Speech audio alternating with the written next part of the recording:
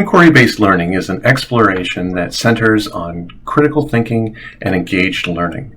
Students are asked to examine subjects by asking questions and coming up with creative solutions rather than educators simply lecturing to them. With no set structure, inquiry-based learning has a lot of flexibility in its approach. Inquiry-based learning is made up of 5 major stages. Here we see a model by Podeste used in this week's lecture. As you can see from the diagram, the stages are orientation, conceptualization, investigation, conclusion, and discussion, which is linked to all the previous stages. Here we begin with orientation. The educator poses a new concept to their students, and the students are then taught through various activities.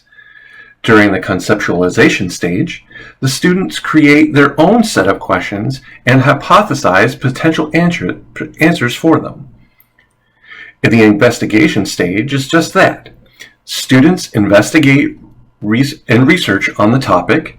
The students use the resources available to them to independently or communally take what is conceptualized and either prove or disprove their theories.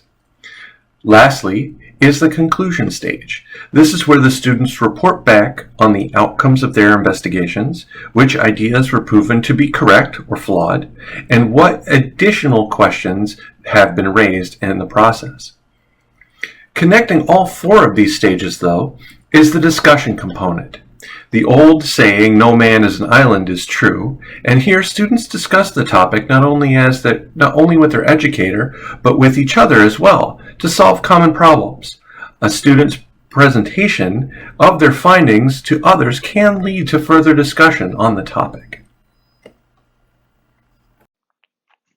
The Georgia Civil Rights Cold Cases Project is an undergraduate course at Emory University that explores unsolved and unpunished racially motivated murders from the civil rights era in Georgia. In this course, students conduct primary research on these cases and then publish their findings on the project's website. They investigate the institutions involved in the crime, the daily life of Black Americans, and the families of the victims and the perpetrators. The class was created by Hank Klebanoff, a former journalist, and Brett Gadsden, a history professor. At the beginning of the semester, the instructors present students with an unsolved murder along with FBI records they've obtained about the case. Then, the students independently research every aspect of the case using any sources they can find.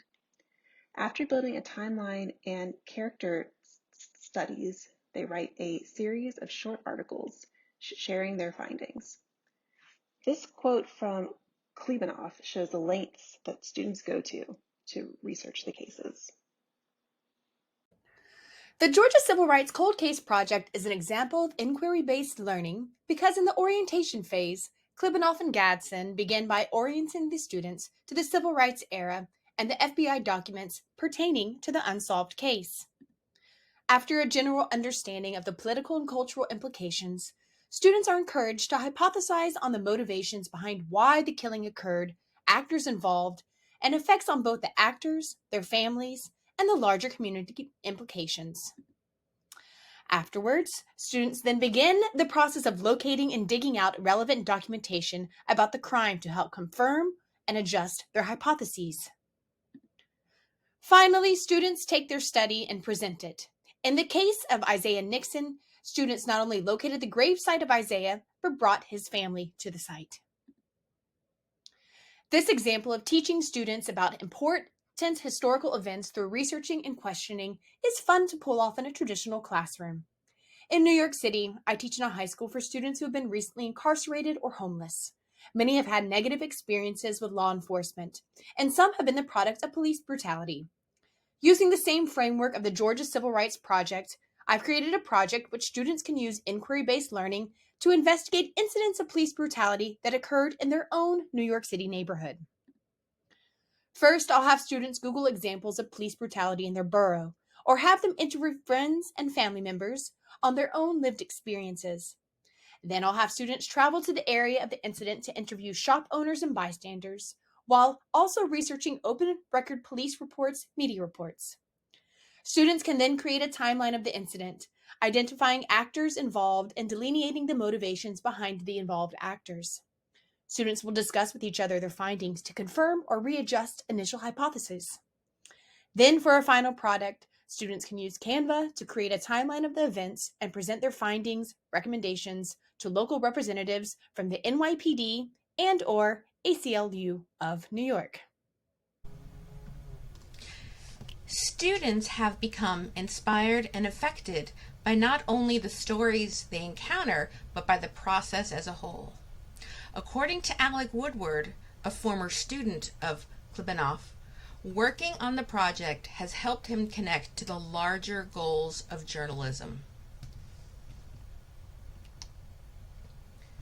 This project is nationally recognized, most notably through an NPR podcast called Buried Truth, which won a Peabody Award in 2019. In this podcast, Klibanoff and the students told the story of Isaiah Nixon, a black farmer that was killed for voting. The students found Nixon's lost gravesite and brought his daughter there for the very first time. Klibanoff began working with Representative John Lewis of Georgia in 2009 to work on Federal Cold Case Act. Although the law was not passed until 2018 with the additional help of Hightstown High School AP Government and Politics class in New Jersey, President Biden has finally nominated the initial National Civil Rights Cold Review Board. It includes both Klibanoff and Gabrielle Dudley, the instructional archivist who works with the students on the class. Now it's your turn. We have planned an interactive activity for you to design an inquiry-based learning experience using one of the virtual tours of a civil rights museum or monument. We've included the links in the reference material. In this inquiry-based learning experience that you're designing, we want you to define your student's age group in your description and express learning outcomes of the activity. If you get stuck, please refer back to the inquiry-based learning model from the lecture video to build your activity. We have a few key takeaways. 1, inquiry-based learning allows students to investigate and learn through research into their specific areas of interest. It's also an effective tool to prepare students for out-of-the-classroom experiences. It allows students to embody the role of a researcher. And last, teachers become facilitators of learning while providing scaffolding, structure, and support. Thank you for joining us for this lesson in inquiry-based learning. We appreciate your time and look forward to your feedback.